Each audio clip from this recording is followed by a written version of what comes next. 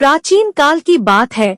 एक जंगल में बहुत सारे जानवर और पक्षी रहा करते थे। उन सभी पक्षियों का राजा एक हंस था जिसे राजपाट से ज्यादा मतलब नहीं था। उसका अधिकांश समय ईश्वर की भक्ति में गुजरता था। राजा के राजपाट में रुचि न लेने से राज्य की सारी व्यवस्था चरमराने लगी थी। राजा के द्वारा किसी प्रकार की रोकटोक न होने से जंगल में बाहरी पक्षी भी अतिक्रमण करने लगे थे।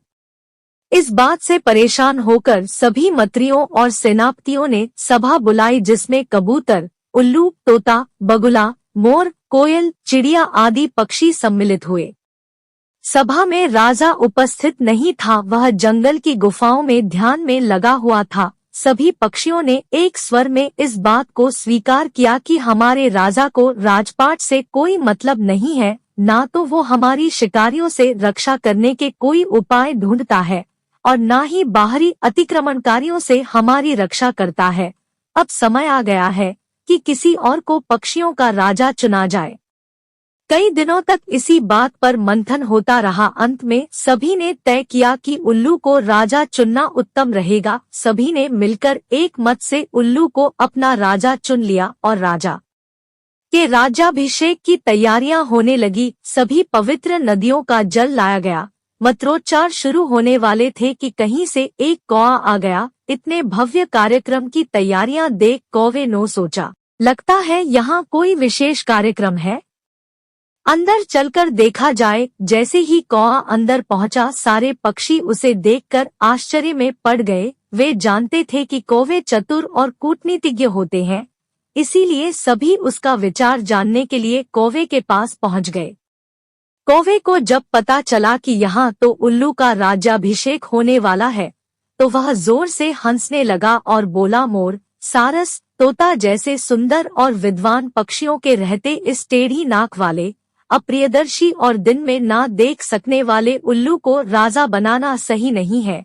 यह चयन ही गलत है।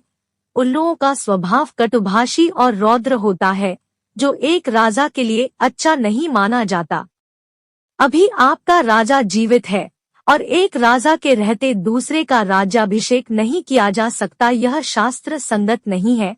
जिस प्रकार सूर्य एक ही रहता है, एक से अधिक सूर्य होने पर प्रलय आ जाता है, उसी प्रकार एक से अधिक राजा होने पर भी संसार में विपत्ति आ जाएगी। यदि उल्लू जैसे कायर, कटुभाषी, आलसी और नीच पक्षी को राजा बनाओगे तो विपत्तियां आना स्वाभाविक है। सभी पक्षियों ने कौवे की बात बड़े ध्यान से सुनी और उन्हें लगा वाकई कौवा सही कह रहा है।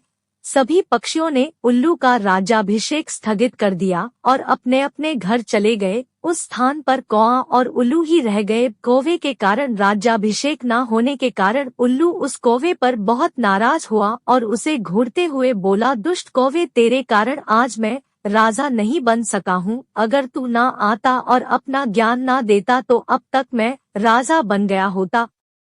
याद रख, मैं अपने इस अपमान का बदला जरूर लूंगा। आज से तेरा और मेरा परंपरागत वंश बैर रहेगा। कौवे को भी लगा उसने बिना कारण उल्लू से बैर मोल ले लिया है। कभी कभी सच्ची बात कह देना और दूसरे के कार्यों में बिना कारण हस्तक्षेप करना भी नुकसानदायक होता है। कौवा वहां से चुपचाप उड़ गया। तभी से कौवों और उल्लुओं का बैर चला आ रहा है।